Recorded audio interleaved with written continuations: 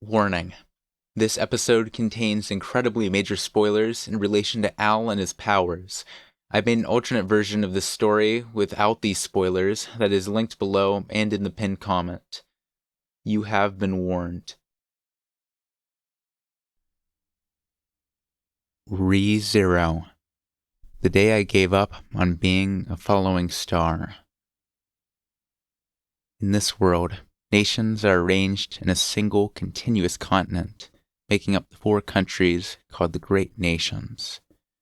With their territory in the east, west, south, and north, and while there are various other smaller countries, they are treated as nothing more than vassal states under the protection of one of the Great Nations.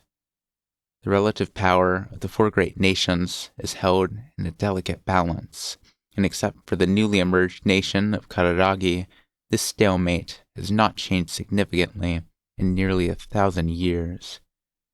In the Holy Kingdom of Gusteko in the north, severe cold combines with steep mountains, and for both men and beasts, it is a nation that requires harsh strength. Snow falls throughout the year, and all but a few of its products are made to endure the cold. In exchange, cattle breeding, the veins of magic ore that sleep in the steep mountains, mining and handling magic ore preserve the nation's strength. As well, the peak of the sacred mountain, Paradocia, is taught to be one of the dwellings of the 4 great spirits, reigned over by the holy beast Oddglass, who holds enormous power. At the founding of the Holy Kingdom of Gusteko, Oddglass gave the name Holy King and exchanged a contract with the spirit arts user who followed her, and since then has always been involved in choosing the Holy King who is the head of the nation. The Holy King who leads the Holy Kingdom of Gusteko is determined, regardless of bloodline or origin, by being chosen by the Holy Beast Oddglass from the one elected out of the citizens to lead the next generation. The city-state of Kararagi is in the west. Compared to the other 3 great nations, a newly emerged nation with a short history. Until roughly 400 years ago, the western portion of the continent looked like a powder keg of several small nations angrily eyeing each other.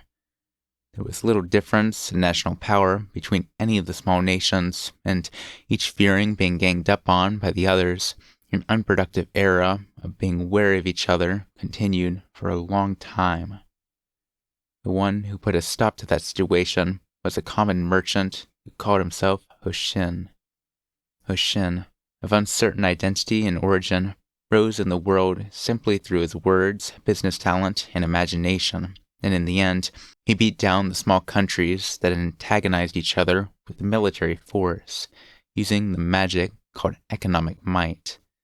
Not belonging to any nation, his devilish tactics nevertheless meant that there were people at the center of every nation with connections to Hoshin. As a result, many small countries bowed before Hoshin. Their position as nations was altered to being cities, and the city-state of Kararagi was born with Hoshin being the representative for all cities. Since then, Hoshin's name became a word referring to rising prominence, and even after Hoshin's death, many talented people have gathered to walk in the footsteps as he left. As well, the city-state of Kararagi was formed into a strong country that the other 3 great nations could not easily meddle with. The Southern Empire of Wallachia holds the oldest history, and with the long-held reasoning of wealthy country, strong army, the nation has continued being led by its emperor. Beginning from the pinnacle, the emperor holds absolute authority, and the government of the empire is all managed by the emperor. That arrangement hasn't changed since the founding of the country, and the reason that the empire hasn't collapsed due to a foolish ruler is a sublime law concerning the change of rulership. The custom is that while he holds the throne, the emperor produces children in all parts of the country, and those children contend for the position of next emperor.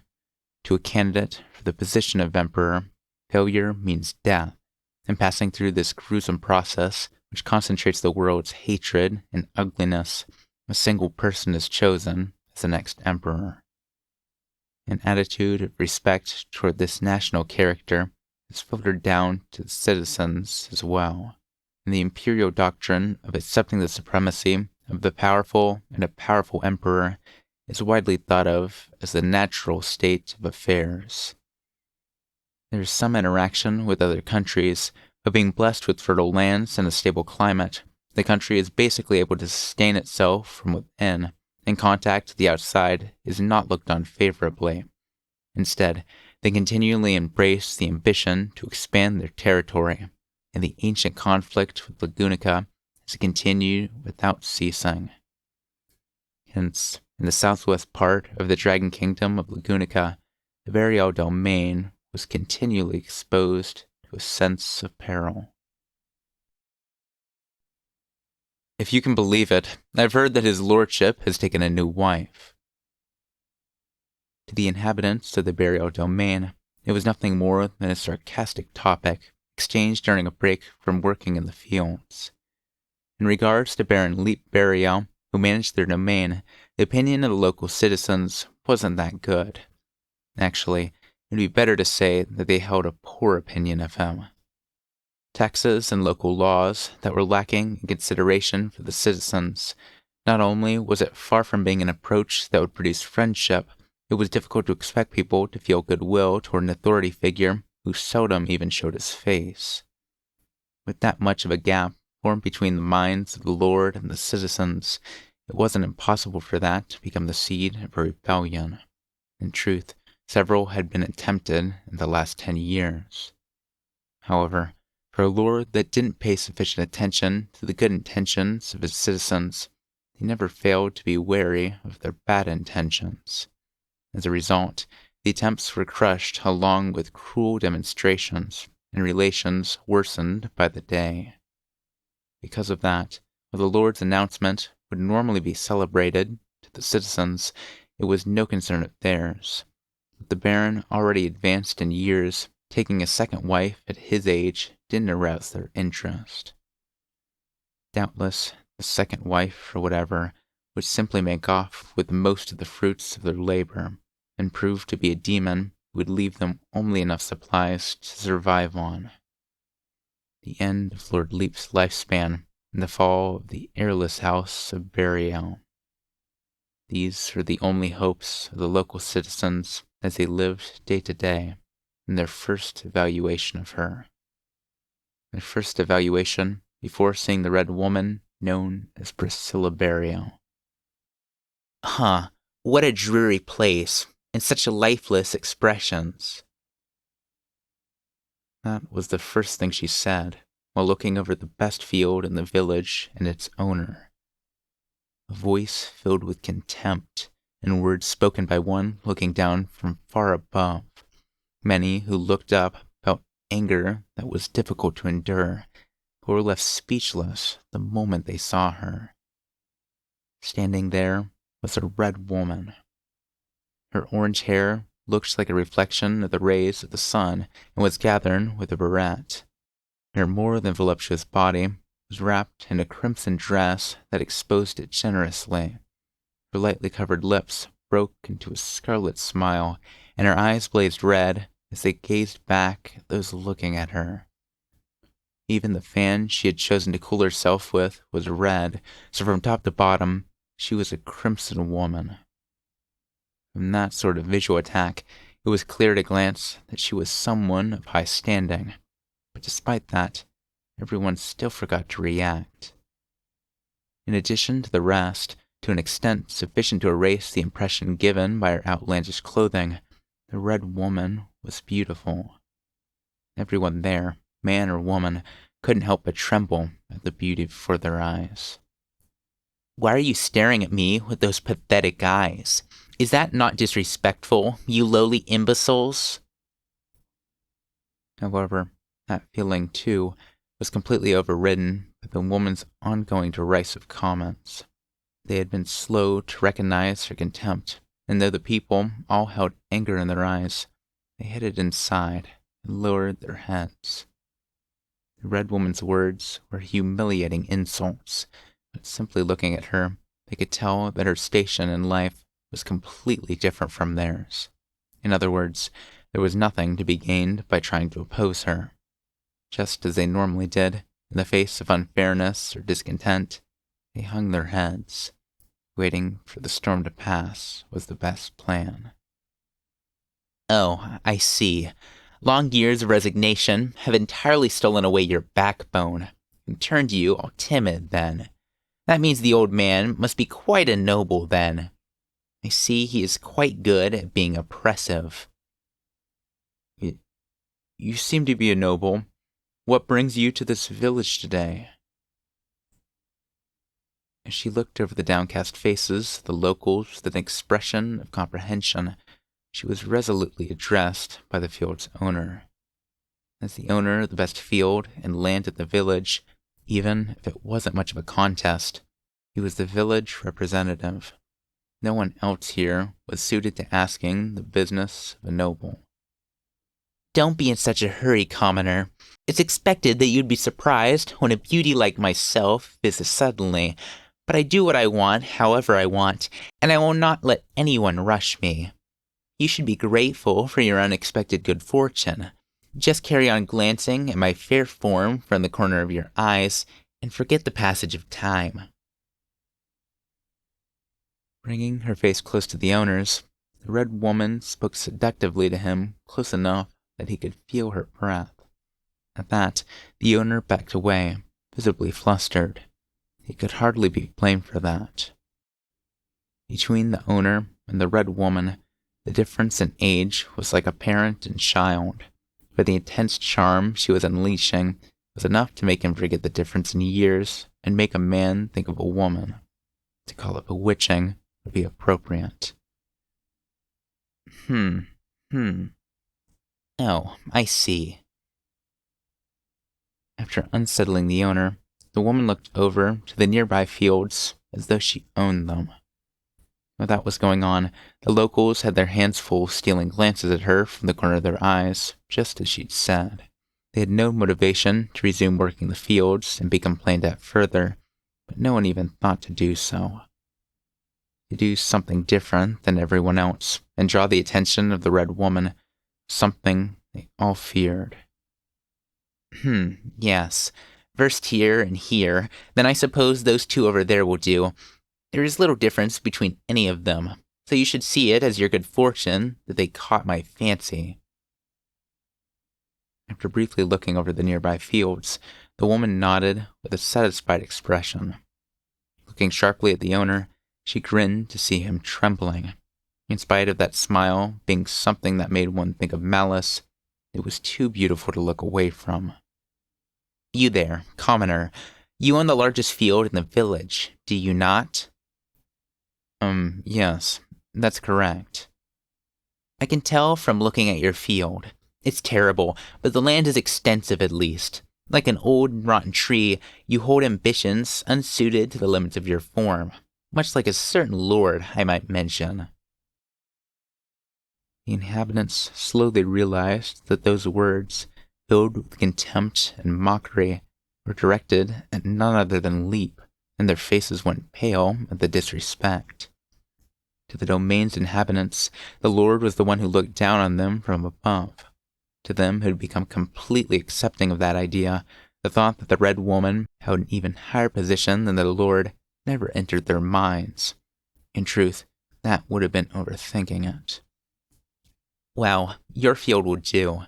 It is a perfectly good stepping stone to use as a basis for comparison. The owner of the good fortune of having my influence bestowed on him will be someone else. The owner of those 4 meager fields across the road. The woman was pointing at the fields that, compared to the land of the large field owner, were withered wastelands. Just like the fields, their owners also looked weakly, and their entire household seemed to be getting by day to day, supported by the kindness of the other villagers. As that villager came forward and gave his names, the red woman's eyes were colored with a bitterly cool emotion. It was largely with feelings of disdain, hatred, and complete viciousness that she looked down on him. Well, whatever. When you give water to parched grass, anyone can see the change. As the inhabitants stiffened as though shot, the woman looked away in boredom. Then she pointed to the parched field and quietly said something to the man. The voice whispered into his ear reached only him, and those around them did not know what kind of unreasonable demand she was making of him. They simply felt pity for him as he nodded his head like a doll. When she finished whispering, the woman folded her arms with a satisfied expression. Her abundant breast shook greatly over her folded arms, and the woman looked askance at the men as they couldn't help groaning. I forgot to say, I am Priscilla Burial, the new Baroness of the burial lands around here. Let those who are not here know as well that I am generously forgiving rudeness like that of today will only happen on this day when ignorance and blindness can be forgiven. And as the woman departed, leaving words that caused the villagers despair as they returned to themselves. Afterwards, the locals realized that the person calling herself Priscilla Burial was the new second wife that Baron Leap Burial had taken.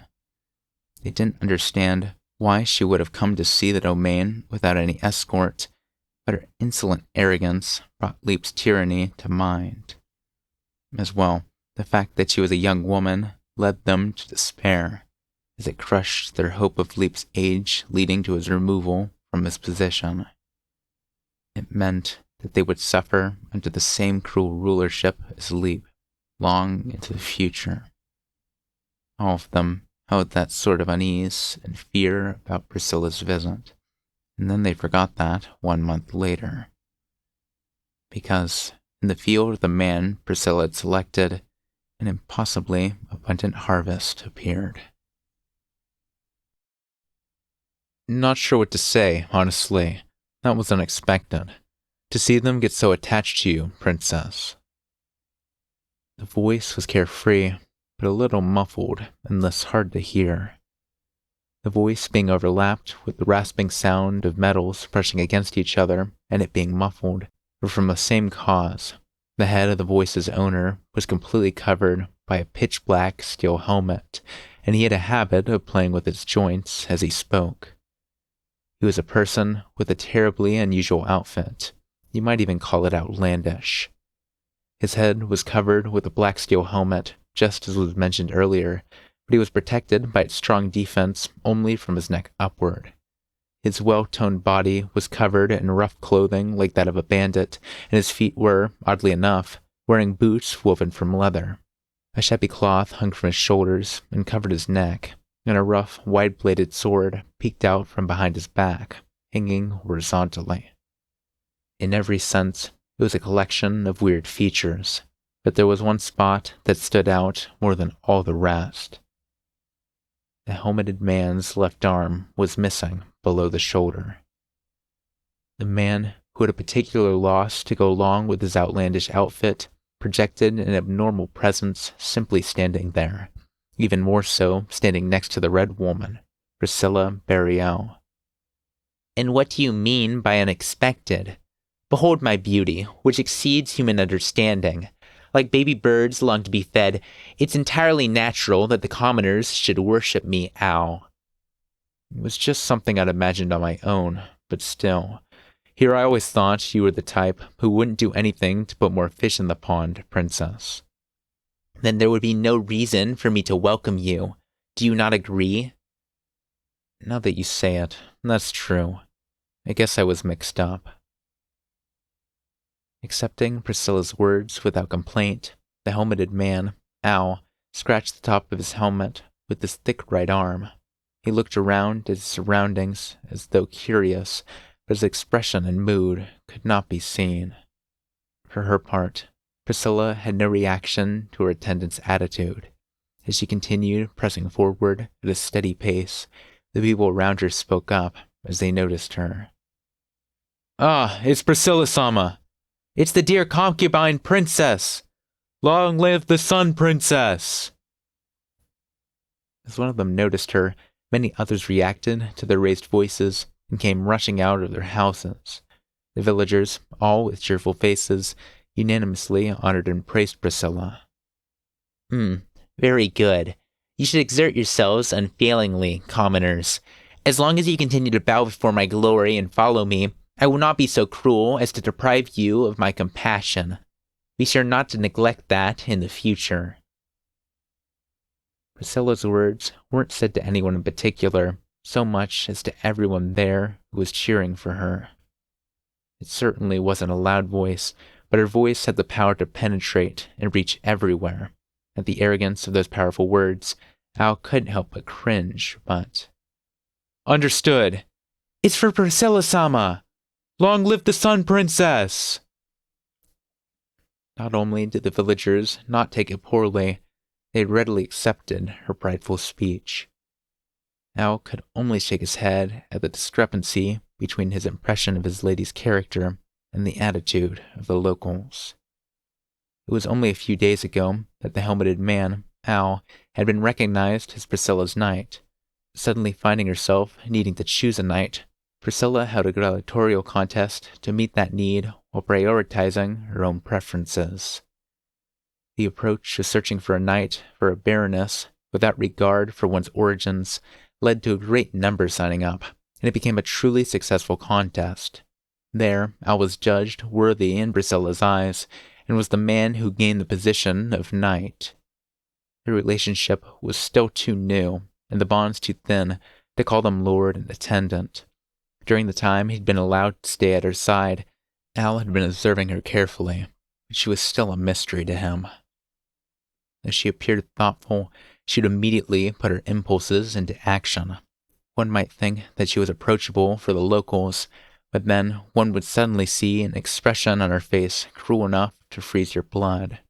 Even her limbs, that seemed so full of femininity, had a viciousness that had taken him off guard, stolen his sword, and came within a hair's breadth of sending his head flying. As a result, even after spending several days together, his current impression was that he knew nothing about his liege. Look here, Al. Why are you just standing there? These commoners are terribly curious about you. Who is that very rare sort of a man standing next to a beautiful maiden like myself, the wonder? So why don't you explain it to them, princess? Watch how you speak, Al. Even I do not know how many more times I can overlook your boorish behavior because it's amusing. You should take care not to displease me needlessly. Just when his opinion of her had been improving a little, this happens. The good mood that had been showing on her face until a second ago had changed in the briefest of moments into the eyes of one looking at trash. I'm sorry, that was my fault.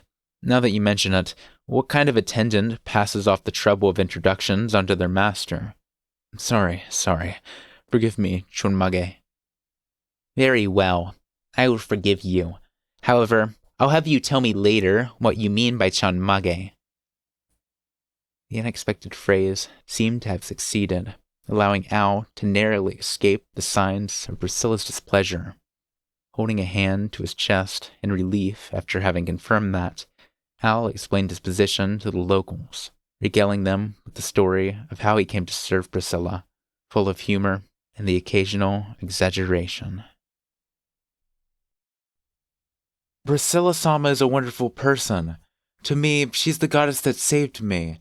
Oh yes, indeed.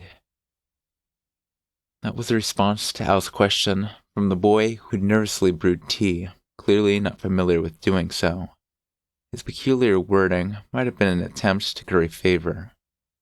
The location was Burial Manor's lounge. Casually seated on a very comfortable sofa, Al was enjoying his break time to the fullest. You're really fond of the princess, so I thought you might say something like that, Shot-chan. Suppressing a chuckle at the boy's response, Al lifted the offered cup of tea. Then, slightly lifting his head, he deftly brought the drink to the gap that formed under his helmet. Never removing his helm, and never showing his real face, was Al's consistent behavior.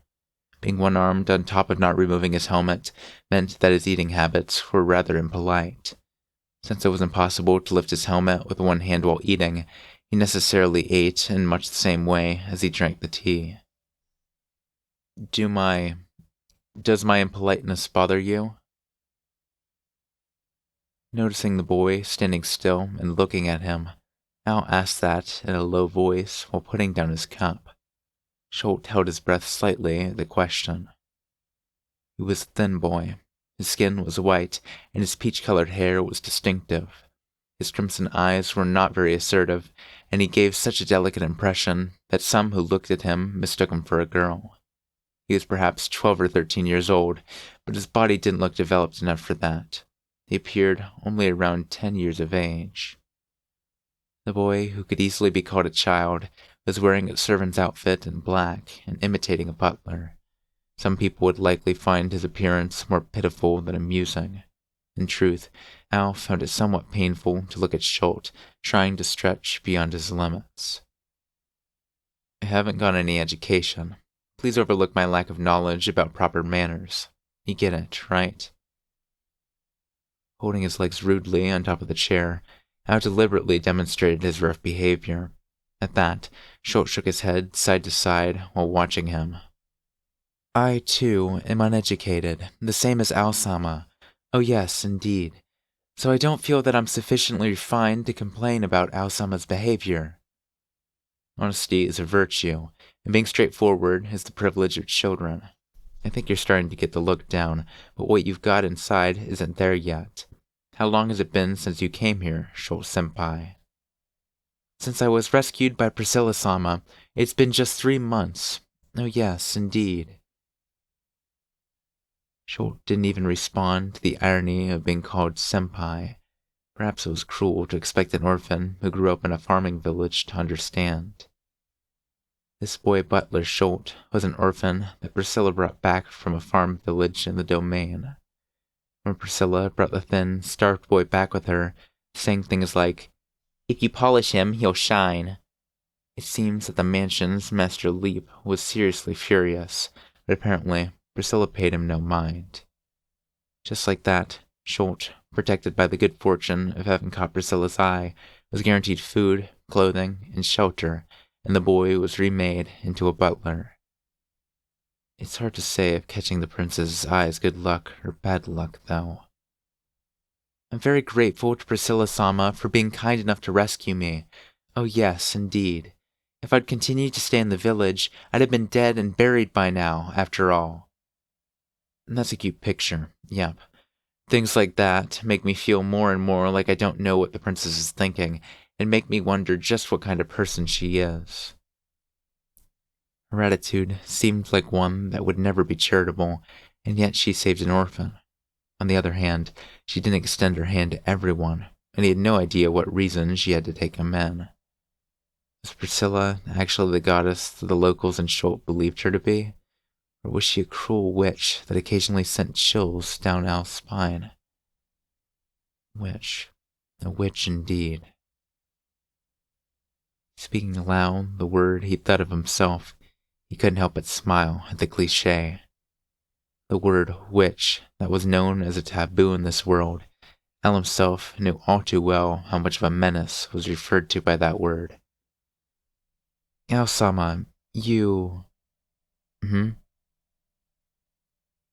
As Al was lost in thought, Schultz unexpectedly called to him with an unsettled look in his eyes. The gesture of holding the silver serving tray to his chest was terribly feminine and out of place. It's correct that you have become Priscilla-sama's knight, yes indeed. You protect her. I can trust that you are her ally, can't I? As Schultz questioned him, seeking reassurance, Al closed his eyes inside his helmet. As a way of calming the fear in his heart, the boy was looking for powerful words from Al. However, when you ask like that, whether I'm an ally or I'm plotting something, of course I'm going to cheerfully reply, yeah, leave it to me. I'm the princess's amazing, strongest knight. As a question, it's not really appropriate, you see. Sorry, please try again. You could tell that Schultz had been hurt by his response. Despite that, looking at the expression didn't cause any regret to stir in Al's heart. In betraying the pure look directed at him by the boy, Al didn't hesitate for a moment. For the sake of his goal, he discards everything else. In a sense, certain sacrifices were necessary for achieving his wish. repeating the same mistake again and again that he had in the past. That alone absolutely could not be allowed, after all. What is this? I was wondering where you got into, and you were holding a gloomy tea party in a place like this? In the lounge that had fallen to silence, a beautiful voice that looked down on them from the sky intruded suddenly. Violently opening the door without knocking, the lady of the mansion pushed inside while swinging the shelves of her elegant dress. Folding her arms as though trying to lift her abundant chest, she closed one eye and spoke. Schultz, your only role as an attaché is to be there when I wish it. Missing that opportunity in a place like this is inexcusable. Spending time with an eccentric like Al is even worse. For someone like you, whose only merit is cuteness, if his messiness were to infect you as well, it would simply be too much. Saying that is his only merit. You speak way more directly than I do, Princess. It is a fact, and when I state it, it becomes an even stronger truth. What other value does Schultz have at this time? Even then, compared to the other worthless commoners, he is at least a little better. It will be necessary to take away even that merit if he continues to betray my expectations, of course. Looking over the pair that had been conversing in the lounge, Priscilla sniffed dismissively and derided them. Now couldn't help but give a prideful, wry smile, but Schultz's face went pale. I'll work harder. Oh yes, indeed. So please, don't abandon me. Don't cry and cling to me. It is unbecoming. I can adore even your crying face, but relying on that pity from the start is the height of folly. I do not need a common person as my attaché. Continue to show me your value. After Priscilla cut off his trembling speech, Schultz hurriedly wiped his eyes with his sleeve. His eyes were slightly reddened, but Priscilla looked at him as he earnestly raised his head. That will do. If they lack the backbone to change the way they stand, then the likes of you are no better than corpses. Corpses can become fertilizer if they return to the earth, but if they stay atop the earth while being no different from the dead, nothing good comes of it. I will not have you wasting my air. Take every breath as though it were your last. That's a bit much. If Schultz puts that much effort into breathing, he'll die of stress, you know? Gently reproving Schultz as he started breathing with a determined look, Al shrugged his shoulders at Priscilla. Princess, you're dealing with a kid. I think it'd be all right to have a little more care and compassion. The uncertainty of the world rains down on everyone, adult or child, man or woman. Do hunger and starvation differentiate between the great and the small? Does the curse of the plague discriminate based on social standing? All who live are equals. It is not as though we are held in a cage of iron bars, and thus trying to gain peace by letting another determine how you live is simply negligence. Princess? As Priscilla spoke the stern words, irritation bubbled to the surface of her beautiful face. Al couldn't help but take it that the irritation was related to the latter part of what she had just said. Before he could figure out the source of it, though, Priscilla's expression changed. All that live are equal. Of course, that does not include myself. Princess. Smiling as she grinned, Priscilla concluded by saying that with the world's coldest smile. It was the mantra Al had heard her repeat countless times since he began serving as her knight. This world is designed to operate in the way that works best for me. That was the basis of Priscilla's confidence, and the words which most defined her existence. Words that would only be natural to laugh at, but somehow they had a magic that couldn't be laughed off. Come now, Schultz. It is exactly as I just said. Everything in this world is for my convenience. If so, what would be the most convenient for me, as I am thirsty? Ah, yes. I'll pour some tea right away. Oh yes, indeed. Imbecile. The contents of that teapot have already cooled, and if you are trying to tell me to drink Al's leftover tea, it goes beyond rudeness into rebellion. I'll have your head removed. Please, anything but that. I'll go brew more right away. Oh yes, indeed. Cradling the pot in his arms, Schultz fled from the lounge. While listening to the small footsteps fade into the distance, Al smirked at Priscilla and shrugged. Princess, you really are mean. A butler who can calmly do the job is fine, but having one that rushes around flustered like a child is amusing as well. If they were looking for a proper waiter, who would go to the trouble of picking up an orphan? I will allow Schultz the honor of relieving my boredom now and then. He's got it rough too, just by having the princess's attention. And what is rough about it? He can speak with me, and he is even able to serve me regularly. This much good fortune is an honor that the men of the world would cry tears of blood for, and want so badly they could taste it. There could not be another child as fortunate as that. While justifying treating Schultz roughly, Priscilla was implying that she sought the same degree of gratitude from Al as well. Al responded to that greedy look with a noncommittal, yeah. Such a rude man. It seems that you've forgotten that you nearly lost your head at my whim. Well, fine. So now, Al. What is it, princess? How is your plotting coming along? At that chilly voice, Al held his breath and looked at Priscilla. It was no mistake that she had chased off Schultz and waited until no one else was around to bring up the topic. Have a bomb dropped in the middle of a casual conversation like that was a surprise, like being hit by an actual nearby blast. If he hadn't been simulating a flow of events like that ahead of time, he'd probably have been caught off guard. It's not really anything so grand as plotting. For now, it's just purely getting a good look at things. So you'd notice that I was quietly sniffing around then? My eyes and ears and all of myself are not only more beautiful than the ordinary people, they are more capable as well. Not only that, but this is my domain and my garden. If I wish to listen for footsteps of a mouse or the wing beats of a bug, they will reach me. If you go treating everything like it's yours, your husband Grandpa Leap will cry. If I make an old man cry like that or wither away, it matters little. I don't care in the least. It was a relationship where one didn't expect the couple to love each other dearly, but for it to be this harsh was regrettable. However, now is not the time to be worried about the future of the local dysfunctional couple. If you're upset with me crawling around, then what'll you do? Am I going to get beaten with a whip then? There was no reason for the punishment to be that light, but being thought of as rebellious was problematic too. In the worst case, he would have to consider the option of using his trump card against Priscilla, but... Upset? I'm not going to throw a tantrum over you simply wandering around the house. Really, at the point that I invited a brigand like yourself inside, that sort of trifle was expected. However, that wariness was shown to be off the mark by Priscilla's unexpected reply. You're really okay with that?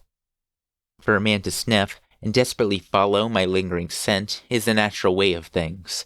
I'm not so inconsiderate as to blame a man for following his nature and being swayed by my charm. Also, as Al stood bewildered, Priscilla glanced sidelong at him with enough seductiveness to leave him senseless. People in uncertain positions like yours can't survive without trying to find a safe harbor. If I were to blame you for looking to the left and right to be certain of things, it would be as foolish as telling a bird not to fly. A mercenary swordsman who I have only known for a few days. To believe he has already given me his loyalty with all his heart. To believe that would be foolishness of a dreamer. It would be a tremendous show of unreason. As Priscilla ended her annoyed speech, Al softly let go of the weariness that had been controlling his body. At the very least, there were no lies in what she just said, since she'd thought about it enough to come to that conclusion.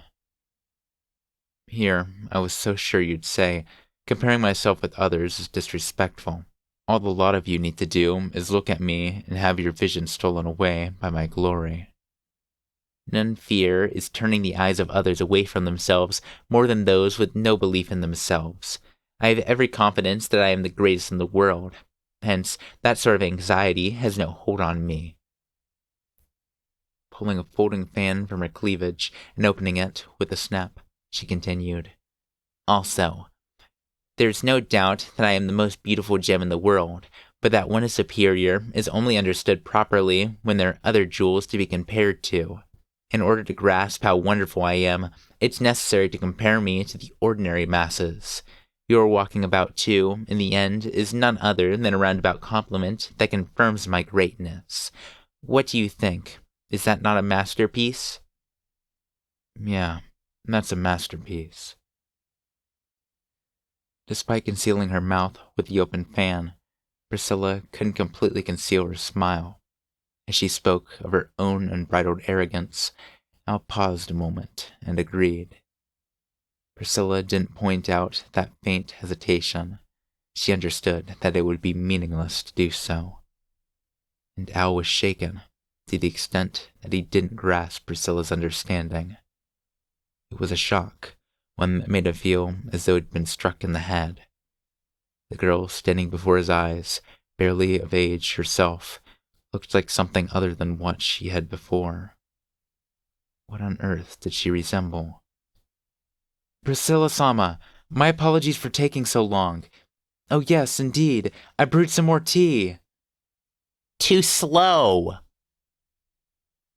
Before he could find the answer he was thinking deeply about, Schultz opened the door and came flying into the room. Priscilla's angry voice greeted him, and Schultz fearfully set out the tea with unsteady hands. Priscilla sat down on the empty sofa next to him, brazenly crossed her white legs, and waited. And while gazing at his terribly unguarded mistress and the red-faced boy butler, Al sank again into deep thought. Al grimaced in an unseen scowl, the smell wafting through his helmet. This was the second time he had come into the study, and it evoked the same emotions as before. The bad air of a room with insufficient ventilation, and the unique smell of antique books. He thought that he'd become used to the combination, but when the smell of cologne used by someone trying to hide their body odor was mingled with the incompletely hidden smell of the master of that room, it was another story. As a result, the study had an air that people hesitated to enter without need. "You're late."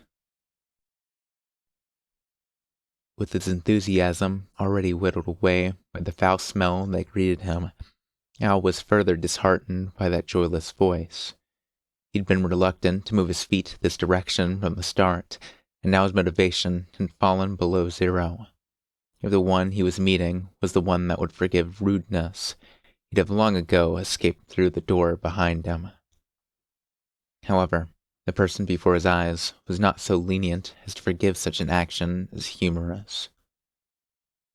"You're late."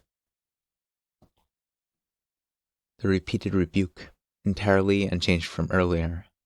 The hoarse voice conveyed contempt and insult, and sought a commensurate response from the disheartened Al.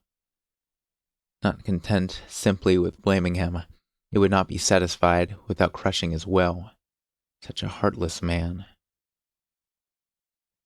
"You're I'm late." terribly sorry.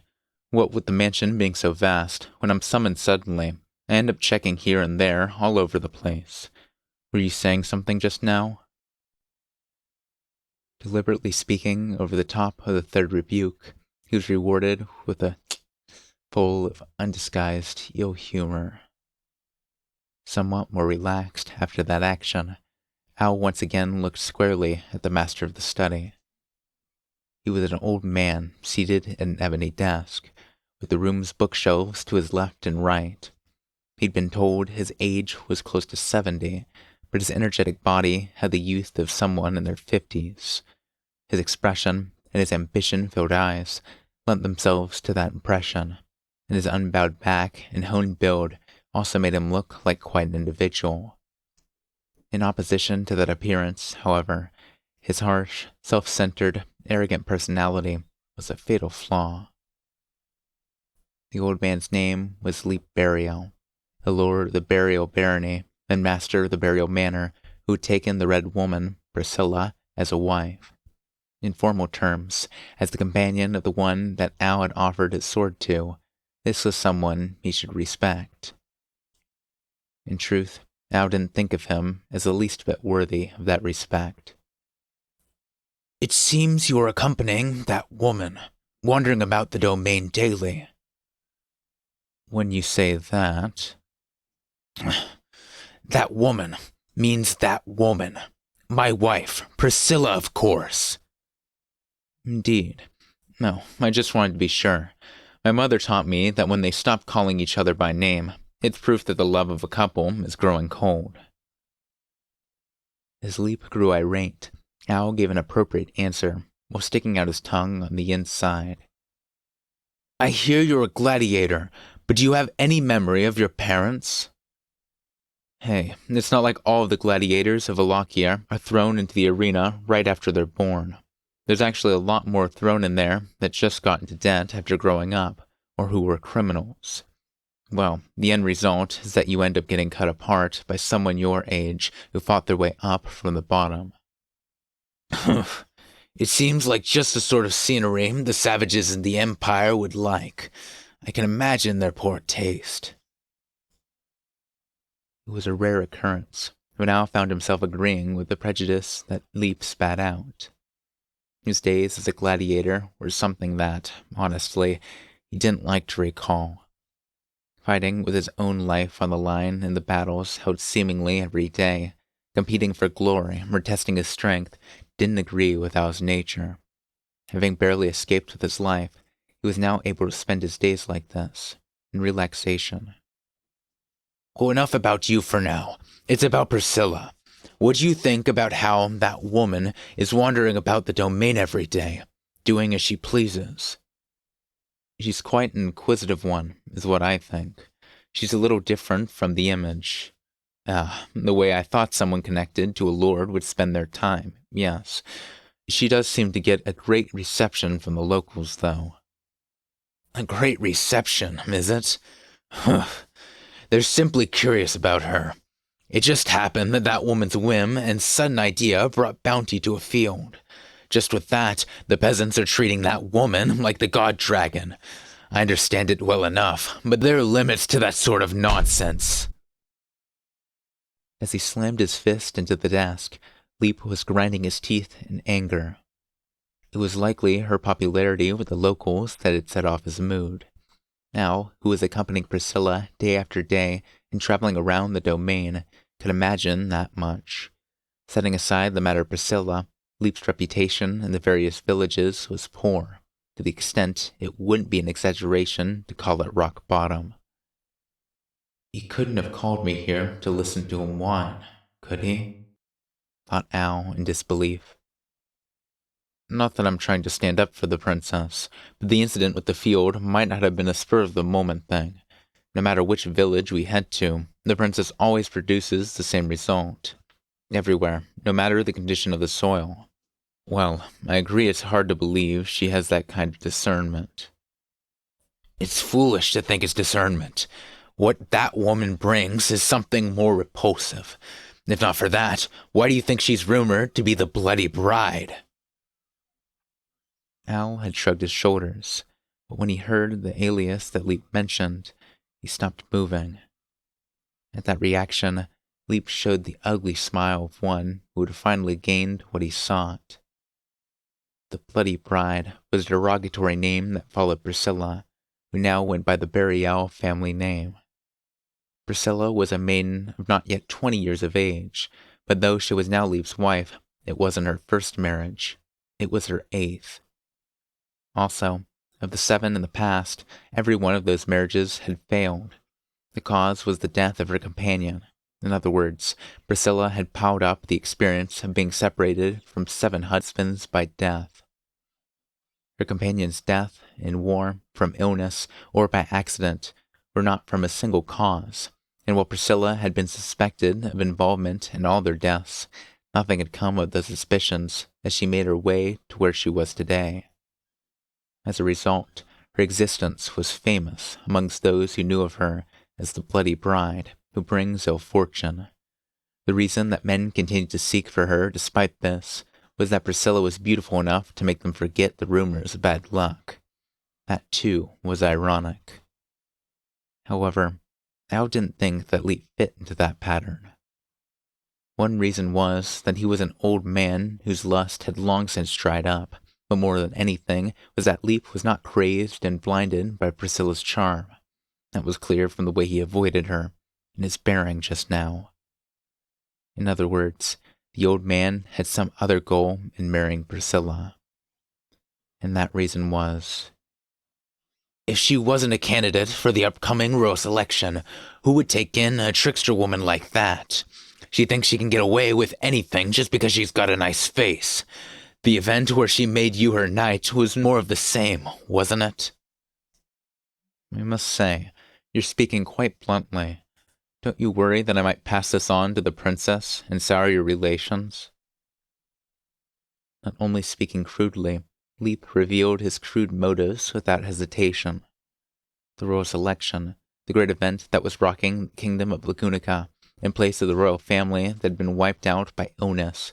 The dragon that would choose the new king had brought about the trial that would open the way to the future. Leap was the man entrusted with the care of the prophecy plates where the future of the kingdom was written, so he held information about the royal selection even before the royal family was sick. And striking quickly, taking Priscilla, who was eligible to be a royal candidate, as his wife, he intended to grasp power over the entire country by placing her on the throne. It was an obvious plot, and a conclusion that anyone who knew Leap could come to. But to hear the man himself speak so openly of it, did he not imagine the possibility that Al, in a show of loyalty, might draw his sword for Priscilla here? Looking at Al as he sat shocked, Leap let an ugly smile twist his mouth. You wouldn't do anything so foolish, I hope. Nothing befits a mercenary more than ruthlessly seeking his own benefit. You who were raised as a gladiator would never throw your life away for a cheap emotion like indignation. You understand that quite well. Moving the hand that had been touching his sword hilt, he feigned non-hostility. However, in that case, what is it you wish? Frankly, sir, I think what you're doing is impressive, but I don't think there's anything I can do to help with it. Oh, that's not true. Originally, someone working for me was supposed to be in your position. In truth, at that assembly of crude individuals, all of the top 4 except you were under my control. Oh my, the fixed race. And that, too, came to nothing due to that woman's whim. My need to keep that woman surrounded with people who see things my way. I'm sure you understand why. Priscilla's impulsiveness couldn't be accounted for. At the least, in order to correct her course, she needed to be surrounded with those who could be predicted. It was the natural way of things. In that case. What about the servant Schult? That kid is another one that the princess collected, isn't he? I've already given that brat the same talk that I'm giving you. Luxury that one could never have is an orphan. The promise of that brought him to my side without a second thought. In the end, that woman can't read people any better than that. He recalled Schult speaking profoundly of working for Priscilla. Having said that, he didn't think much of it. Putting oneself first was the instinct of living things. If loyalty was a result of being treated well, then it was natural that one's feelings would lean more toward one that treated oneself better. Al was no exception to that. I understand what it is you want of me, sir. With that, I'd be pleased if we could talk about how I'll be treated and how I'm to act in the future. That's right. That'll do fine. Not to worry. I won't make you regret it. Of course, the same goes for Priscilla. For the sake of my own wishes as well, that woman needs to remain healthy. That woman, the brat, and you too. All the lot of you need to do is receive happiness under my leadership, after all.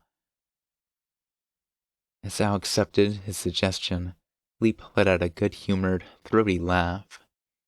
At that loud laughter, Al whimpered, "Sorry, princess," to the mistress he had decided to betray. Even at that emotional moment, the phantom of Priscilla in the back of his mind was grinning victoriously. A knight calling himself Gillian Endymion visited the burial domain. A handsome man, with a fearless countenance and a dignified look. His shining blonde hair sparkled in the sun, and although he was slender, the gorgeousness of his well-toned body was different from Al's rough form. His well-tailored knight uniform brought out the young man's charm, and even an untrained eye could tell that the treasured sword hanging from his waist was not the work of an amateur. From top to bottom, a true and superior knight. That was the impression given by the young man called Gillian.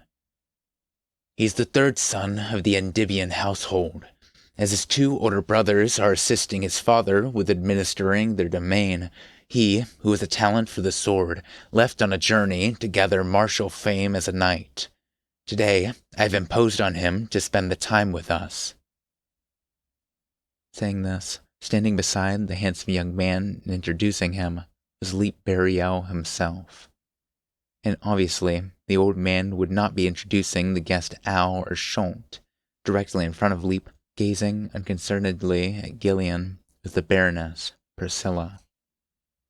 I understand what you have said about the commoner, but I do not understand your intention in introducing that sort of man to me. I am sure you haven't lost your senses to the point where, as would be appropriate for one like yourself with few years remaining, you intend to give me another man. Don't be foolish. Who would let go of a beautiful wife like you? Think of today as being about his hope, and just a little bit of my thoughtfulness. To be thoughtful, that's so unlike you. For the way Priscilla sniffed, it was clear she had no intention of believing Leap's request. Although Leap maintained his composure on the outside, one could almost see that he was biting his lip on the inside. However, before Leap exploded, Gillian slowly came forward. My humble apologies for this sudden visit, and for rudely imposing on you. It was an elegant gesture, and the kind of low, smooth voice that made women swoon. Gillian knelt before Priscilla. However, since I heard the rumors of Priscilla-sama at the burial domain, I have been looking forward to the day that I could meet you. Truly, I feel that you are the incarnation of beauty from above. Oh, you do not know how to speak properly then. My beauty is indeed not of this world. And despite that, the contradiction of having come down to this world. Truly, I am a sinful woman. As Gillian continued to string together flowery words, Priscilla, in high spirits, glanced toward Al. Standing beside her and fulfilling the duty of an attendant, he shrugged his shoulders instead of giving a wry smile. Very well. I will allow you to touch my skin and offer a night's respect. Understand well that this is happiness beyond your expectations. Yes, my humble gratitude. Speaking harshly, Priscilla lightly extended her hand. Gillian took the white fingers as though handling a fragile thing, and performed a knight's greeting by kissing the back of her hand. And if that had been the end of it, it would have been like nothing more than a scene from a fairy tale. And so, old man, the man you brought has passed my first inspection, but what are you looking for after this? You said something about thoughtfulness. It's a simple thing. Day by day, I'm busy with official work and cannot accompany you as you travel about the domain. To have you going here and there alone has always bothered me. Although he's little more than a gesture. Al is there, and if I brought you along, you would simply be in the way. I have no intention of babysitting you. There was really no need for this. In response to Leap choosing his words carefully, Priscilla refused to show him any mercy. A vein stood out on Leap's forehead, long since abandoned by his haircut, but beside that, the old man managed to keep a smile on his face. Don't say that. It's just that today, I wanted to give you a nice-looking young man for what I make you endure day by day. He's a gentleman to the ladies as well. I'm sure you'll find him interesting. You may be hoping too much of me, but I'll do my best to live up to it, Priscilla-sama. If it's acceptable to you, please allow me the honor. In place of Leap, who was nearing the limits of his self-control, Gillian himself took up the request. Leap was one thing, but in Gillian's case, there was nothing unnatural about his sincere attitude. Thinking deeply, Priscilla tilted her head from side to side and glanced at Al. Well, why not? Rather than always looking at a clunky iron helmet, it might not be bad to spend the time looking at the face of a man who is not hard on the eyes. Consideration is a virtue indeed. Yes, do that. Sir Gillen, please take care of my wife. Yes, even if it costs my life. It was a slightly overdone, theatrical way to say it, but Priscilla enjoyed it all the more for that. Gillian had brought his personal ground dragon, an outstanding, famed steed with a blue hide. The excellent ground dragon, which most likely had a pedigree, further pleased Priscilla's eye for beauty. Guiding his ground dragon expertly, and straddling the dragon together with Priscilla at her insistence, Gillian flashed his white teeth and gallantly rode away from the front of the mansion. They finally left. Damn her for making me go through that song and dance. She's a detestable woman. And, watching the pair leave, Leap spat that while letting his shoulders relax. Al let out a small laugh at the speed of the change, and then he looked toward the direction that Priscilla had disappeared to. Gillian Endymion, huh? So he's another one of your pawns, then? Of course. However, the amount of effort I put into that one is different than the others. Deliberately depending on the distant Endymion household, I spent a long time preparing him. Compared to the fighting tournament, where they don't ask you where you're from as long as you have skill, the labor I put into hiding my connections with him is quite different. You always go all out on your plotting. On that point, I admire you, sir. With the way you're involved in this, you're no different. Follow me. We'll speak about the reason I introduced Gillian and that woman, and our plan for what will come. Pointing with his chin, Leap returned toward the mansion, swaying the sleeves of his robe. While following him, Al suddenly stopped and turned back toward the direction where Priscilla had disappeared.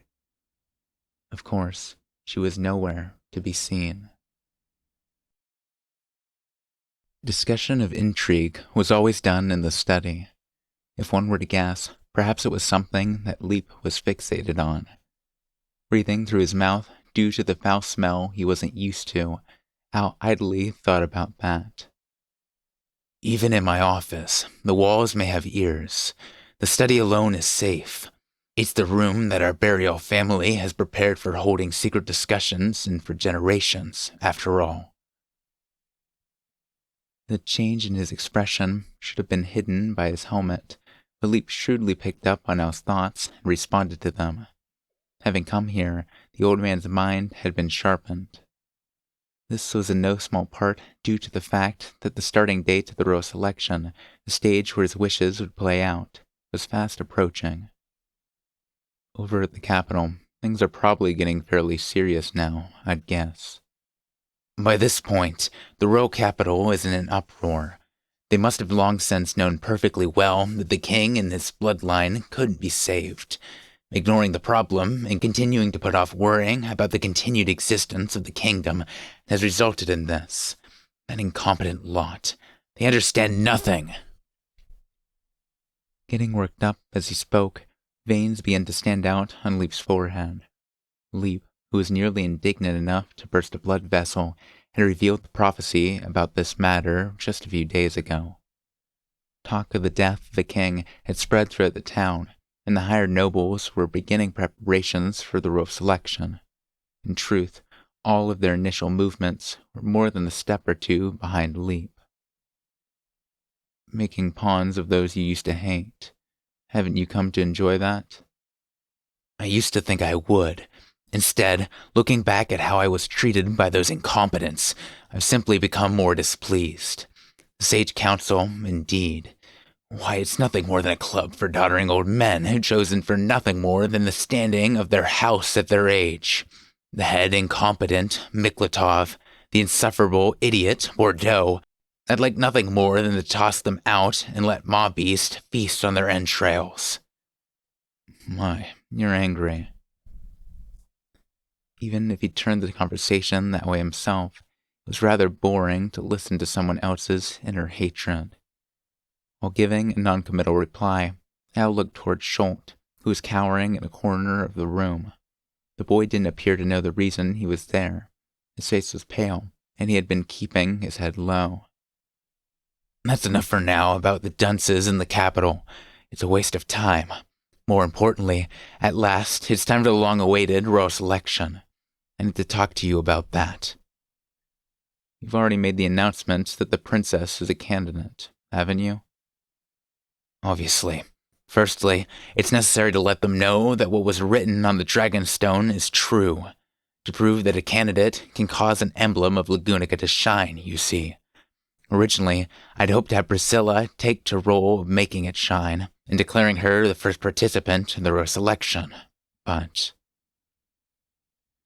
Leap stopped speaking for a moment, with a bitter expression. At the place they announced the prophecy, one of the upper-class nobles made the emblem shine. My single miscalculation was that there was a candidate already there. Quite the lucky guy. So who wasn't? Duchess Karsten. Krush Karsten. A mere woman, shamelessly carrying the position her father ceded to her. A savage madwoman with a sword, famous as well for being an eccentric followed by a bizarre retainer. What was the emblem thinking, choosing her? Of course, the moment Priscilla has been chosen, there's no point in worrying about that. In response to a heartfelt sigh, Al couldn't help but agree and give a wry smile. Candidates for the royal selection were able to make the gemstone of an emblem handed down in the kingdom of Lagunica sparkle. Finding the 5 who fulfill that condition and having them compete for the throne was the content of the royal selection. It was just that much about the selection criteria for those candidates was still unclear. At the moment, things they had in common, their bloodline, even the blessings, didn't seem to explain it. By the way, sir, how'd you find out the princess is a candidate? I have no obligation to tell you about that. I may have spoken a little too much, but don't go poking your nose into things. All you need to do is follow my instructions. As you say. As Leap moved to cut off the conversation, Al meekly stood down. When Al showed that he would quietly do as he was told, Leap let out a long breath through his nose. Then the old man clicked his tongue at Schultz in the corner of the room. How long do you intend to do that? I've gone to the trouble of making time to speak to you. If you have time to sit there cowering, show me you intend to contribute at least a little. Yes, my apologies. Leap sat behind the ebony desk in the back of the room, and Schultz stood directly ahead of him. Seeing that some books taken from the shelves were piled up on the floor, Al plopped himself down on top of them. I don't intend to needlessly drag out this discussion. Let's get to the point. It's about Gillian. I intend to have him act as Priscilla's knight. Wait. Hold on a minute there. If you do that, what happens to me? Raising his hand at Leap's statement, Al inquired that while calling for a pause. It's because that I'm treated as the princess's knight that I'm being allowed to stay at the mansion. Don't be concerned. I won't be stooping to having you thrown out. I don't let go of valuable pawns, and it would be troublesome to have you silenced as well. It won't be the knight, but I'll make up some position for you in the mansion. There's no need to worry about that. I'm not worried about that point, but what meaning is there in going that far to replace her knight? Of course, it's probably important that he's one of your pawns, sir. That's a simple matter. The people love picturing a master and servant, with a knightly knight as a servant. Since things have turned out such that someone who is not of the royal family will be taking the throne, the support of the citizens will not be unconditional as it has been up to this point. The simple, foolish citizens need an easy-to-understand image they can get worked up about. At Leap's fervent words, Al raised his eyebrows in unusual interest. In other words, it was a public relations strategy. Preparing an eye-catching knight and princess, he altered their ease of acceptance from the moment they were first seen. Since the candidates would be contesting between themselves in the royal selection, it would turn into something with an influence that could not be ignored. It might be called excessive attention to detail by some, but I honestly respect your willingness to do anything that will even slightly improve your chance to win. I'm not sure that I like the way you put that, but whatever. As the people's image of a knight, there should be no complaints with Gillian. Priscilla, too, if we're only talking about her looks, is easy to recognize as one that draws the eye to a rather disgusting extent. My advanced preparations are rock solid. There's just one little problem. It would be raining on the parade of an old man as he was gloating, but Al held some doubts about the strategy he was so proud of. While being subjected to a displeased glare, Al fiddled with the fittings of his helm. Would the princess go back on her own decision then? In an event she opened herself, I was chosen as her knight at her own direction. I'm not sure she'd change her mind on that. What, is that all? Don't worry over such little things. Dismissing Al's concern with a sniff, Leap continued while tapping on the desk with his finger. A knight who's easy on the eyes, and an eccentric man in a steel helmet. There's no question about which one a woman would pick. Are you confident that women would prefer you over Gillian? Yeah, I guess not. In a flirting contest, I'd lose every time. Not just that, even in a sword fight, I might not be able to beat him. Then there you have it. Nodding in satisfaction at Al's pathetic answer, Leap leaned back, making their chair creak. With that, he more or less understood the old man's plans. Indeed, he felt it was all something he could nod and agree with. It was just that. Unlike Al, who could see the rationality of it, there was Schultz, who had been keeping quiet, but was now timidly raising his hand. What? Do you intend to cast aspirations on my thoughts as well? No, not at all. About Priscilla-sama. While cowering beneath Leap's harsh gaze, Schultz gulped and continued. You won't do anything cruel to Priscilla-sama, indeed? In order to make Priscilla-sama the queen, sir, in order to do that, you've thought of many things, yes? Is that all? Don't bother me with your nonsense. I've stated my goal countless times. Since Priscilla is necessary for it, why would I harm her? Leap hissed at Schultz's childish worry and spat back that reply. Preparing the path for that woman to arrive at the throne is my role. Indeed, even if she were to decline the royal selection, I would force her to participate. Think of yourselves as having the same duty. Well, with the princess's personality, there's no way she'd turn down the royal selection. She'd never backed down from a fight, and indeed never hesitated to boast that everything in the world belonged to her. If a country would become legitimately hers, she'd do it as though there were no other choice. Without knowing it, as he imagined Priscilla's mad dash for the throne, Al smiled. Is that so indeed? That's good. Oh yes, indeed.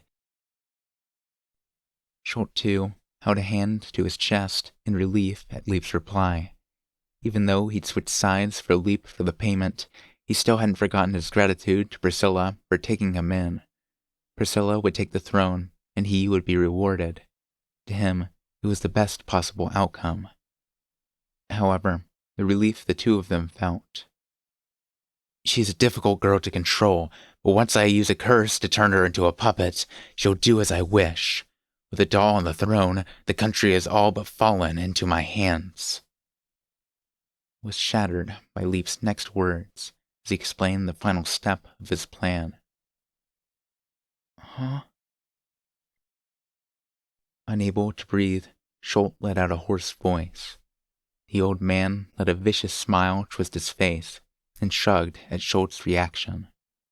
What, could you not hear me? That girl's troublesome willfulness is in the way. I was able to overlook it before the start of the royal selection, but now that the importance of every single action is increasing, I can't let it be. Once her debut at the royal castle is finished, I'll take away her will and make her my puppet. Is that really something you can do so easily?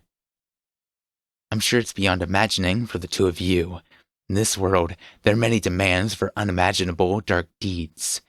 I long ago made connections with a handy fellow who acts as an intermediary for a shaman. Rather than being the stuff of dreams, Leap's plot was a realistic one. Through cursing her by a shaman, he'd take away Priscilla's will. This, too, was likely realistically possible. That's not what you said. Oh no, indeed! Unlike Al, who was able to calmly accept the facts, Schultz's voice cracked as he spoke out. Sir, you do nothing to Priscilla-sama. That's what you said, indeed. I never said I wouldn't do anything. I said I wouldn't harm her. If that woman isn't uninjured, she can hope to take the throne. Hence, I'll do nothing to take away her health. What's the problem? If Priscilla-sama stops being Priscilla-sama, then what point? As Schultz spoke in a trembling voice, Leap leveled a displeasured glare at him. The cruel color that began to show in his eyes was proof that he was beginning to weigh the usefulness of the boy in front of him against his displeasure. Quit trying to look innocent, boy. You've already been drawn in by the reward and betrayed that woman. You're no longer in a position to be concerned about her welfare. Or is that it? Have you fallen for her charms? To be overcome by the seduction of a whore, completely shameful for a boy. Well then. Leering disgustingly, Leap stood and leaned over the desk, bringing his face close to Schultz. If you'll want to have your way with her, I'll allow it after she's taken the throne. I don't know what you see in that clump of flab, but you're drooling over her, aren't you? Unsurpassed disrespect of women and humiliation of Priscilla. Schultz's face went bright red at that statement, and his delicate arms reached for Leap. However, Leap avoided him with ease, and instead struck him in the chest with the short tube that was on top of the desk. With a cry of pain, Schultz tumbled on the floor of the study. To raise your hand against me, the master of the mansion. This is the problem with all the ill-mannered wild dogs these days. Leap, who had just mercilessly struck a child, looked down at Schultz as he writhed on the floor. Leap's movement just now had a sharpness unexpected from someone nearing 70. A long-held, unfulfilled ambition was capable of filling a body with vitality to this extent. Now you will burn to death. Your innards will char, and you'll blow smoke from every hole in your body. I'll accept the sight of your miserable condition as recompense for your disgrace. Pointing the tip of the short tube in his hand at Schultz, Leap put the punishment into action with a look of one crushing an insect. The intensifying mana made the air in the study shimmer. The manifested destruction overtook the young boy, the being known as Schultz changed to dust in the inferno. What's the meaning of this? The ball suddenly came my way, so yeah. The moment before Schultz would have been burnt to ashes, Al's sword was unleashed, aiming for the short tube. Instantly dodging the sword, swinging up from below, Leap's face twisted in annoyance. What reason is there for you to protect that child? All you need to do is watch quietly. You understood that was a position you agreed to, did you not? If you get that angry, you really are going to burst a vein, sir. Yeah, actually. I'm not sure either why I did that, though. In the face of Leap's rage, Al joked as he spoke his honest thoughts. Even he didn't understand why he'd moved to protect Schultz. Thinking about it rationally, it would have been the best to use what Leap was saying to his own advantage. Despite that, Al had now protected Schultz after his objection to Leap, and it turned the old man hostile. Why? What for? He didn't know. Elsama, you. From behind Al, who was playing the fool, Schultz looked toward him as he groaned. Schultz-chan, if it hurts, it's all right to cry, you know? I'll keep it a secret. Elsama, you like Priscilla-sama too, right? Ignoring Al's teasing, Schultz spoke as though he had to wring the words out of himself. In the moment he heard those words, a shock passed through Al's entire body. Letting out a long, long sigh, Al understood. Oh man, I'm so dumb. How did I miss something so simple? With that realization, he was able to explain all of his confusion up to now. You realized your judgment was clouded? If so, move out of it. I finally get it. I was being stupid. I should have seen it right away. Tilting his head to the side, Al shrugged and kept his one-handed grip on his sword. There's no way I could happily plot together with an old geezer who can't see how sexy and cute the princess is. You fool! Immediately after his curse, Leap pulled out one of the desk drawers with his left hand and threw it at Al. Hacking that apart with the sword as it approached, Al kicked the boots at his feet toward Leap and shouted, Schultz, get out of the room right now. I'll handle the rest. Ah, understood. Indeed. Grimacing in pain, Schultz ran with great effort to the door and left the room without looking back. That was a good choice. However, Leap mocked that choice. How completely foolish the pair you are. Why do you think I only called the two of you to the study? All the other servants in the mansion are my supporters. There's no question what will happen to the boy now that he's left the room. Very prudent of you, but you never know, right? If I were to take you hostage... Surely you don't think you can restrain me so easily, youngling. In my younger days, I was nothing to scoff at on the battlefield. My war record is no less than that of Bordeaux himself. The fighting spirit emanating from Leap as he roared was proof that this wasn't a bluff. The short tube the old man held was a media. Its effect was most likely raising the power of the user's magic. A simple effect, but because of that, there was no countermeasure. Comparing that to his own fighting strength, Al quickly judged that he was at a disadvantage. In other words, when the conditions are met, no need to hesitate in playing my trump card. You idiot. I won't deny that. It's nothing personal. Your luck was bad. Nah. Halting his words there, Al continued with the echo of a cynical smile in his voice. Your stars were bad. Right after he finished speaking, Leap threw away all pretenses and raised the short tube, unleashing his magic. Conveyed from Leap's palm, the mana passing through the tube gained overwhelming power. The strength of the magic emerging from the end of the media had swollen to over 5 times its normal level.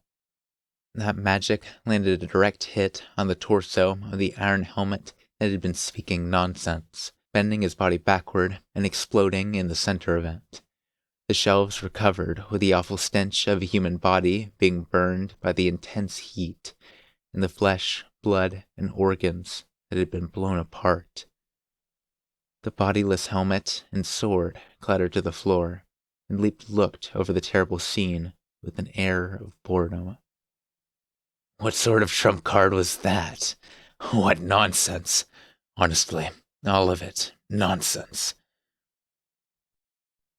Cutting across the blood-soaked study, Leap began to leave the room. It was only a tiny chance, but if the boy that had ran away managed to meet up with Priscilla, it would mean trouble. He needed to find him right away and finish him. Thinking that, he extended his hand toward the study's doorknob. Your stars were bad. Leap was speechless for a moment, then looked behind him. When he did, he saw a man standing there with his back to Leap. He was a one-armed man wearing a steel helmet and gripping a sword in his hand. Uh-huh. Where'd you Go, With no interest in listening to the fool's voice, Leap cast his magic through the short tube and burned him to death once more. The unleashed flames scorched the man, and the speechless steel helmet once again shattered. The floor of the study was once more stained with disaster, and Leap backed away, unable to grasp the meaning of the situation. What was that? What just happened? Realizing that he was shaking, Leap took a deep breath. His forehead was covered with cold sweat. While roughly wiping it away with his sleeve, the old man looked up and tried to make sense of it. Your stars were bad. Once again, the man's voice was heard. Your stars were bad. He heard it. That voice struck his ears again. Uh-huh. Where'd you go? Before his eyes, the man who'd lost sight of his enemy looked left and right. Then the man turned about, and when he had noticed the man seated behind him, he quickly readied his sword again, however. Oh, hey, you've run out of steam.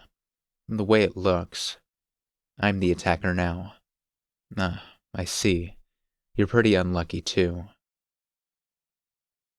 Speaking as though with sympathy, the man squatted in front of the disheartened old man. The drooling old man didn't so much as look up at the man's face. You were so energetic until just a second ago. You started looking your age all of a sudden. I don't know how many times we've done this, but you haven't given up after a few dozen, have you? Well, there's no way to know, of course. Me. Huh? The voice was like a whisper, and the helmeted man tilted his head. So that the man would hear it, the old man shakily raised his head. Please, kill me. As though it might be his only salvation, the old man earnestly sought it. With that appeal, the man's shoulders dropped as though he had recalled something unfortunate. That's too bad. Just because someone can't grasp sexy cuteness, people can't come to understand each other after all. Standing, the helmeted man lightly shouldered his sword, aiming for the old man's neck. Then the blade swung in a deadly arc, and the old man's head sprayed blood as it flew through the air. At last, the old man's nightmare. Your stars were bad. Did not end. Leap's hair was in complete disarray, and his eyes were sunken as Al brought him out of the study. Speaking deliriously and drooling, the old man had entirely lost his mind. Still, even I feel kind of bad about this. What's up with that? As he dragged the old man's heavy body along, Al was mildly repulsed at what he'd done, rendering him powerless without killing him. And while it could be said that, taking the long view, rendering him powerless truly was the best option, exactly how did this differ from Leap's own plot in terms of cruelty? Well, the sense of guilt is different between a crappy old guy and a young beauty. When you look at it that way, it feels better. While quickly imagining up something to justify himself, Al carried on toward the mansion's entry hall, with no one to depend on. Schultz could only flee to the outside of the mansion, but... Al-sama! At the entry hall, as Al approached the great staircase that connected the first and second floors, a voice called to him from below. Looking, he saw many of the mansion's servants and Schultz standing before the door. In addition, beside him was... It seems you've been causing quite a ruckus while I was away. Having returned with her knight in tow, Priscilla arrogantly stated that with her hand on her hip. Looking at Al on the upper floor, She sniffed and pouted. Come now, Al. How long do you intend to be looking down at me? Is that not rude? Come down right now and explain exactly what happened while I was away. Gotcha. I'd come down if I could. Your reply seems to contain no intention to move at all. As Al joked around the top of the great stairway, Priscilla winked at him and forgave his insolence. However, an infuriated man interrupted that exchange between master and follower. Please wait, Priscilla-sama. That helmeted man, does it not appear that he has done something to Leap-sama? Oh, now that I take a closer look, it is that old bag of bones that Al is dragging around. What is this, then? Did the old man there finally despair over his own idiocy and hang himself? Priscilla's response to what Gillen had pointed out was indiscreet. Gillen was aghast, but Al smiled wryly at her attitude while lifting up Leap. Nah, he ain't dead. Well, his body isn't dead, but somehow his spirit just suddenly died. Sudden death, is it? Well, he is at that age, after all. It is something that happens to old trees. You can't mean to allow him to pass it off with that kind of explanation. Priscilla was trying to look like she would accept it, but Gillen protested fiercely. He stepped in front of Priscilla, drew the knight's sword at his side, and pointed it toward Al on the upper floor. You are a fellow with a truly suspicious appearance, but having heard that you were Priscilla-sama's retainer, I have overlooked it until now. However, it seems now that you were a villain that should not have been overlooked. You've treated Leap-sama barbarously. Like I said, he isn't dead. Nevertheless, I will not allow you to direct your poison fangs against Priscilla-sama. From now on, I will take the role of protecting Priscilla-sama. The vociferous Gillen was a knight of justice, and he looked the part. On the other hand, due to his own looks and the half-dead Leap, Al looked like an outright villain. The hall was full of servants holding their breath and observing the situation. Having said that, likely the only one that was truly concerned for Al was Schultz. The other servants were all Leap supporters, so even if he did manage to make it past Gillen, the outlook after that was fairly grim. The conditions for his trump card were not met either. Oh no, how will this turn out? Worried Al. It would seem you have grasped your disadvantage. Then stand your ground as I cut you down. I don't know what sort of vile plan you had, but I will protect Priscilla-sama's safety from this point on. May her days be full of unchanging serenity, and the path she follows blessed. Gillen, all fired up, began to step forward, intending to charge at Al with his sword without further delay. But just before he could take that first explosive step, The unchanging days of serenity, is it? How dull. Priscilla spoke in a terribly bored voice, and with the crimson sword she drew from behind her, she struck down Gillen with a single swing. Wah! Crying out in shock at the unexpected cut, Gillen fell down on the steps with a serious wound on his back. Rolling his body face up with her foot, Priscilla brought the point of her sword to the nose of the panting, handsome man. Here I was, wondering what kind of sweet talk he would use to sway me, but you proved to be a boring man not only along the way, but when in the spotlight as well. On top of that, you will give me unchanging days of serenity, you say? Here we see the epitome of a commoner's thinking.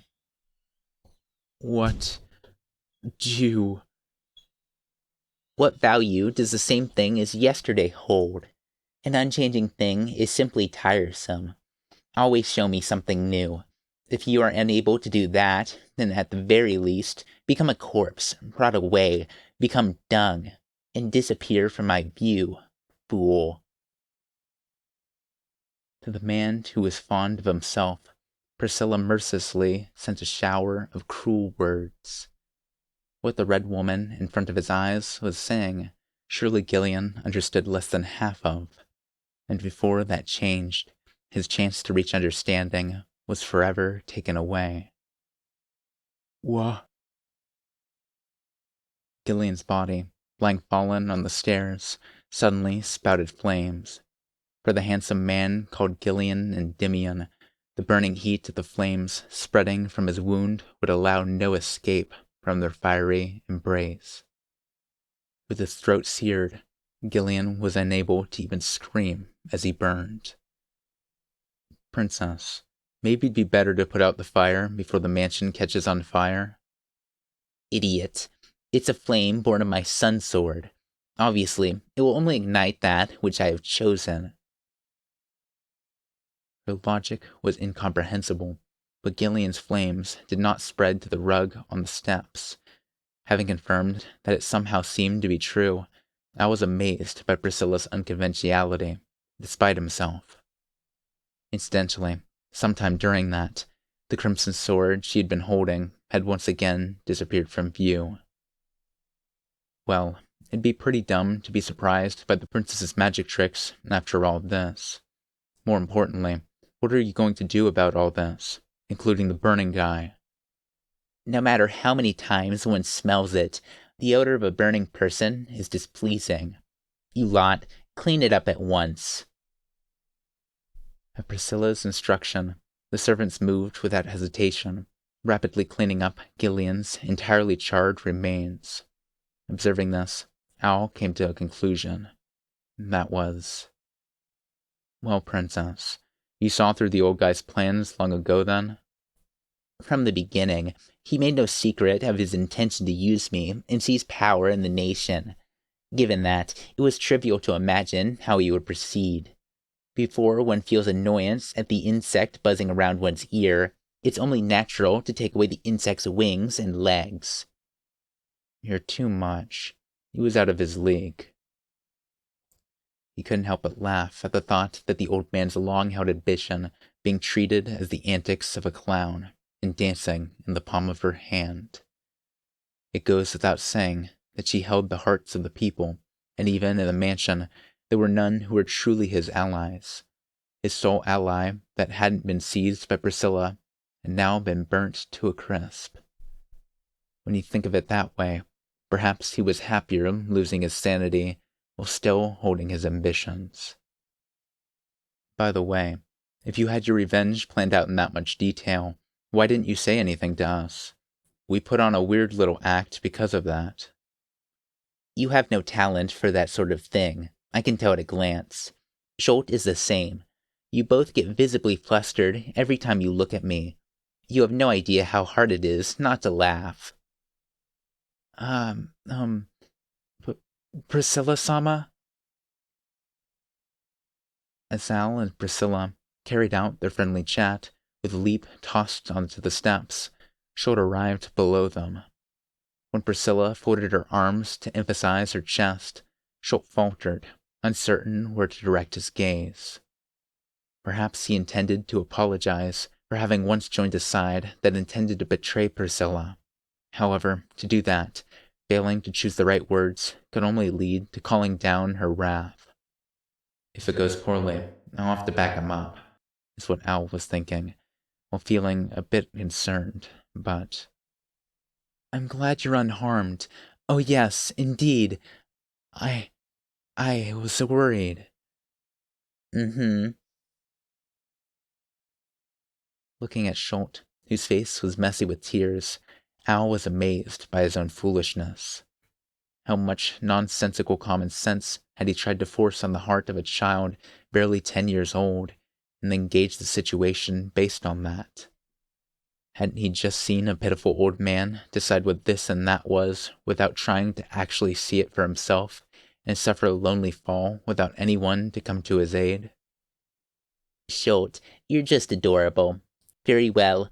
I give you permission to get my dress dirty. Oop.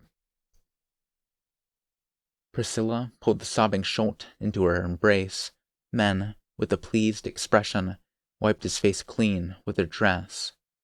Then, With the dizzy young man still sandwiched between her breasts, she turned toward Al. Well, isn't that an enviable position? It's an obvious thing to say, but you are wise to choose me. My compliments. If it's a choice between an old guy and a sexy cute girl, you choose the girl. Anyone would do that. I do that too. Your forthrightness does not displease me. Well now. Priscilla looked down at Leap, who lay blank-eyed on the ground, and snorted softly. How very, pitiful it is that my husband of convenience has lost his ability to rule his domain. In this state, the future of the burial domain is endangered. Since it has come to this, it seems unavoidable that I take on all authority as the representative of the household. Is it not so? Carrying on the will of your beloved husband, and doing your best in the unfamiliar role of steward, like a good wife. The blind actions of a beautiful girl. It's a scenario that invites tears, mayn't it? I think I might cry. How very droll of you. You too, princess. The well-matched master and servant laughed together, and looked satisfied that, for the moment, the affairs of the house were in order. And that left Schultz, still wide-eyed between Priscilla's breasts. Taking the boy's head with both hands, Priscilla mussed up his hair and spoke. Well now, whatever is the matter, Schultz? You should laugh. I, your favorite person, am in a good mood. You do understand what an attendant should do in that case, yes? Yes, I understand. Oh yes, indeed. At Priscilla's directive, he straightened his back, dutifully got his breathing under control, and laughed loudly. Forcing his face to smile, with his hands on his cheeks, and using a voice so loud that it was cracking. Oh yes, indeed. That will do. With that finished, you do know what I wish for you next, yes? For me to go brew fresh tea. Oh yes, indeed. Mm-hmm. Drawing a fan from her cleavage and opening it with a snap, Priscilla descended down the stairs. Al followed her, and Schultz walked with them, still laughing. I'm terribly pleased. This will do. After all. Listening to the voice of the laughing girl, Al realized why he had chosen her.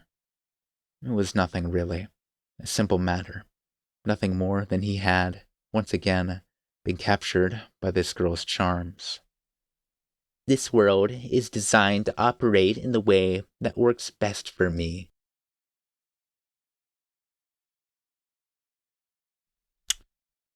I will say, going into this, I was not expecting to see that power revealed.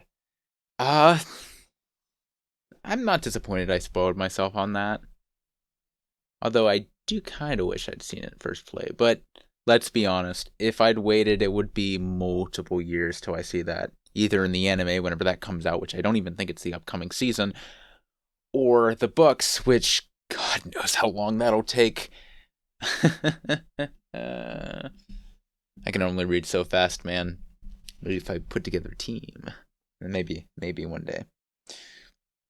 But I just kind of wanted to mention here that give a status update of how the book's going. I'm about halfway through recording right now, doing some more recording together with some people.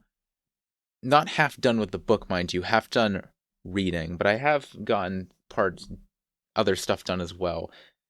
I would argue I'm probably like a third done with the book, maybe a little more than that, since some parts definitely take longer than others, and the reading is probably the longest part. Maybe the cutting is. It's kind of hard to tell. I don't time all this stuff. If I timed all this stuff, I would probably go crazy, because simple rule of thumb for me is probably editing 3 times as long as the episode is. So this one did take a little bit. I've been working on it a bit. I wanted to get up a little earlier, but I'm happy I got it done. I'm happy I did this. This had been sitting here for a while, actually. I'd done the first couple parts a few months ago. I was going to do or upload them. At one point, I was considering uploading this mid, last book, like partway into the last book, but then I kind of ended up dropping it. But I do want to get all of the different royal candidate short stories out, like prequel short stories out at some point. That might take a little bit. I'll probably work between books on those. I think they're good intermediate stories, even if some of them are like spoilery and stuff. I'm actually curious where this one recommends within the stories, if I were to check.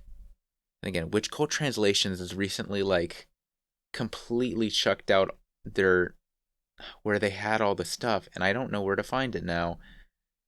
If somebody has that, that would be great. But I'm not placing any bets. Also, not certain what this is considered. I guess it's just a side story, so I don't know. I don't know if there's a exact placement for this story, and that's probably because of the fact it has a spoiler like that. I imagine the other ones don't have spoilers like this, so thanks for sticking with me if you're still here. This is the first time I've done a break like this to get stuff done. I'm kind of happy I'm doing it, though. It lets me not have to stress about getting an episode out each week. But I feel like I'm still making pretty steady progress. I'm trying to keep a somewhat steady pace. So hopefully I get this book out at a reasonable amount of time. And I'm happy with it. Maybe longest like an extra month. That's what I'm hoping. But thanks for listening if you've still somehow listened through all my ranting. Thanks for watching. Like if you do, subscribe if you will. If somehow this is your first video on mine, you better not have ignored that warning. And I'll see you guys next time. Bye.